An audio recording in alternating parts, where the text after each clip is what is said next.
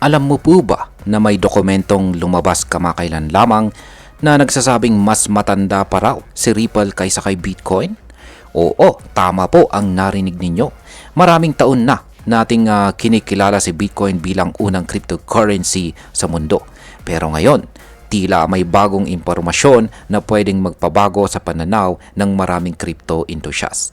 Kaya sa video na ito ay hihimay-himayin natin ang buong kwento sa likod ng claim na ito.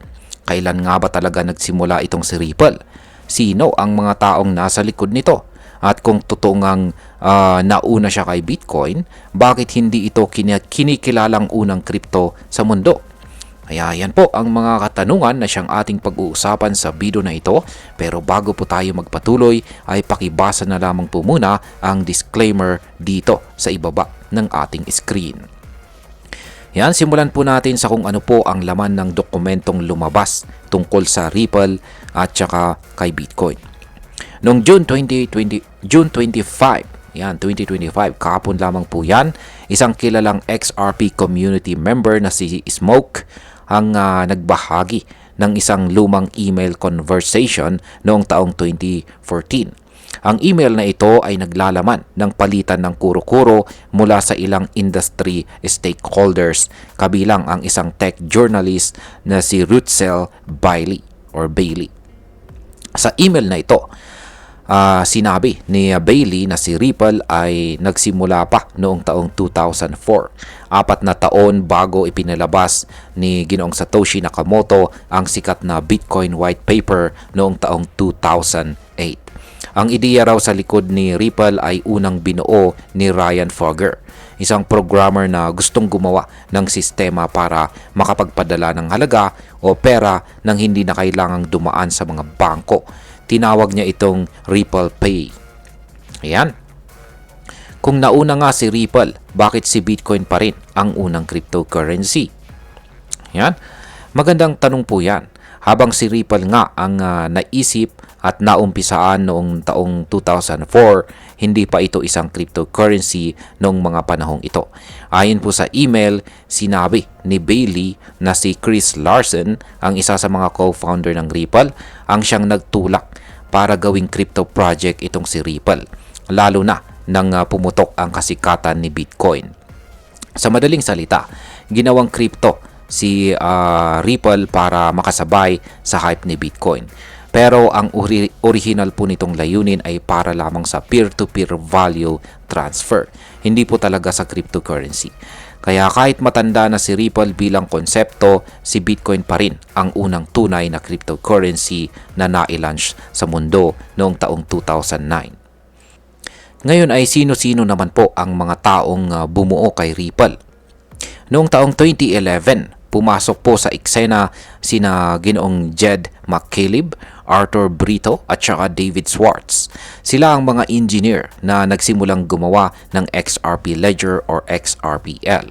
Layunin nila ay makagawa ng mas mabilis at mas mura na version ni Bitcoin.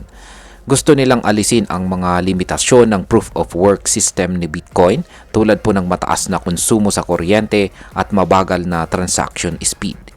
Pagkatapos po ng ilang buwan ng development, kinausap ni Ginoong McCaleb si Ryan Fogger. Sa huli ay pumayag po si Ginoong Fogger na ipasa ang kontrol ng Ripple Pay kay Ginoong McCaleb. Dito na nagsimula ang pag-transform ni Ripple Pay papunta sa isang crypto network. Ngayon ay kailan po opisyal na inilaunch si XRP?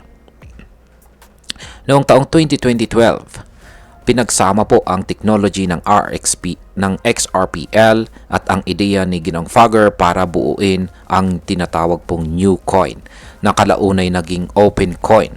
At sa huli ay tinawag na nating Ripple simula po noong taong 2015. Dito na rin inilabas ang XRP token na siyang naging native coin ng XRP Ledger.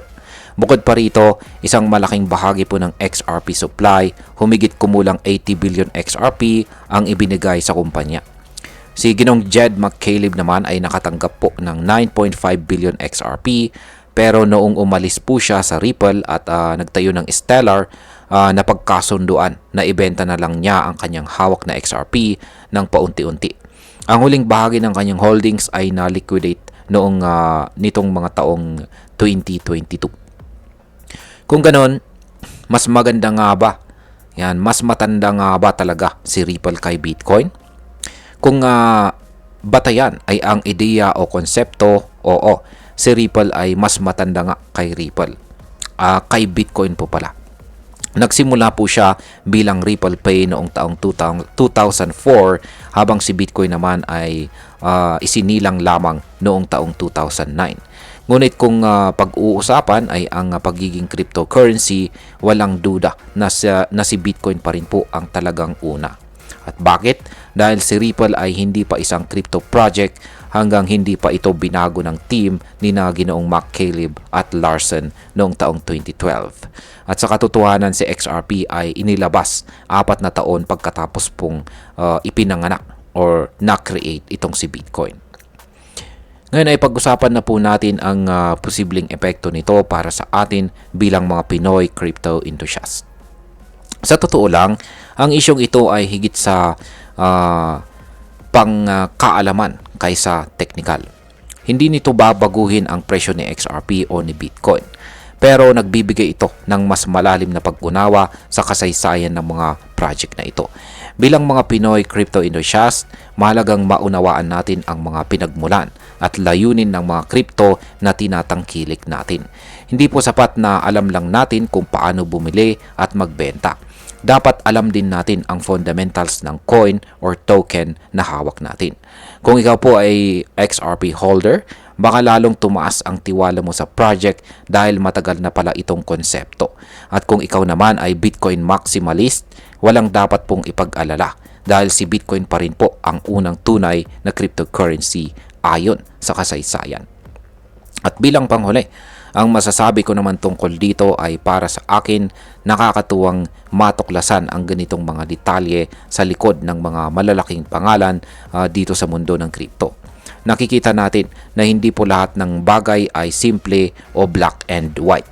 Ang katotohanan ay mas layered at mas interesting kaysa sa mga headlines na madalas po nating nababasa. Si Ripple bilang isang project ay may malalim na ugat. Hindi lang ito basta-basta project na sumakay sa hype. May sariling kasaysayan po ito. Pero hindi rin natin dapat baliwalain ang papel ni Bitcoin bilang unang matagumpay na decentralized cryptocurrency. Ang mahalaga ay matuto po tayo sa mga kwentong ito. Gamitin natin ito bilang basihan sa pagdidesisyon sa ating mga investment. Kasi sa huli, ang edukado at maalam na investor ang siyang laging may edge.